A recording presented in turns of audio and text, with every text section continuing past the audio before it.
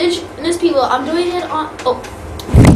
This is my Indigenous People project. I'm doing it on the Sand of Africa by Kevin Newsling. These are my contents. I have religion, beliefs, wildlife, games, sports, and a few other things. This is my biography. How they live. The Sand are always on the move, so they live in temporary homes instead of permanent ones. Some sand homes have walls, but not roofs. These are called windbreaks. They only provide shelter from the wind. When it rains, the sand put roofs on and waterproof them with some glue made of animal skins. Sand work together to build the shelters. Most sand homes are small and provide shelter from one sand family. Religion/beliefs.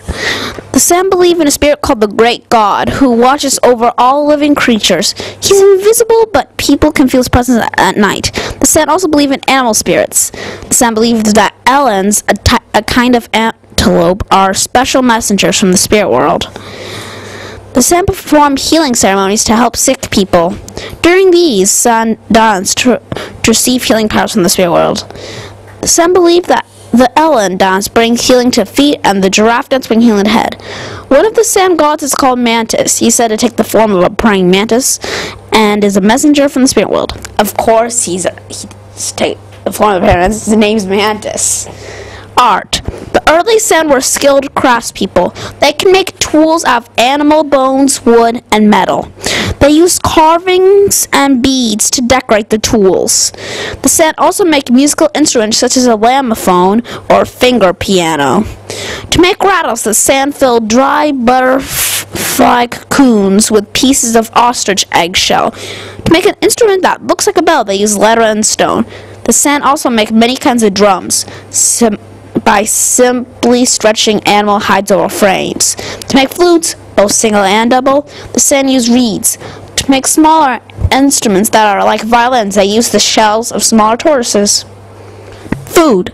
The Sand eat meat and berries, nuts and edible roots and larvae. The women are the gatherers. They can spot edible plants from a great distance. They can also find food in places that look like there aren't any plants. Sandmen are excellent hunters. Sandmen hunt in twos or threes, and they talk with noises that sound like bird calls. Sand love hippopotamus meat. To hunt a hippo, the Sand dig pits, put spears in them, and cover them in plants. Then they tease a hippo until it charges them. They lead it towards the pit, and it is usually killed when it hits the spears. Sand hunters use spears, clubs, and bows. Wildlife. Animals like zebras, wildebeest, impales, antelope, and more graze on them. Wait a sec. Mr. H? The veldt has 200 species of edible plants like melons, olives, figs, nuts, and berries. In the Kalahari Desert, all animals must hunt for water. In the Kalahari Desert, seeing a zebra, leopard, baboon, or hippopotamus means water is close. They need lots of water. Some animals, like the gemsbok, have a network of veins that act like an air conditioner. The king of the desert is the Kalahari lion, who hunts at night and usually kills large animals. Mr. H, why did you leave the top part? Now nobody knows what films are.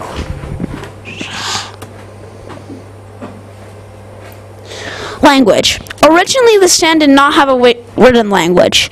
Their tales were passed down by speaking. Different Sand groups developed some languages that were similar, but had slight differences in things such as grammar, pronunciation, and spelling.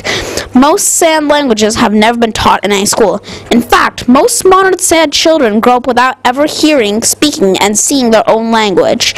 Most modern Sand speak English or Afrikaans, the language of the Dutch and other early settlers. The language... Hey, what was that? I heard someone laughing.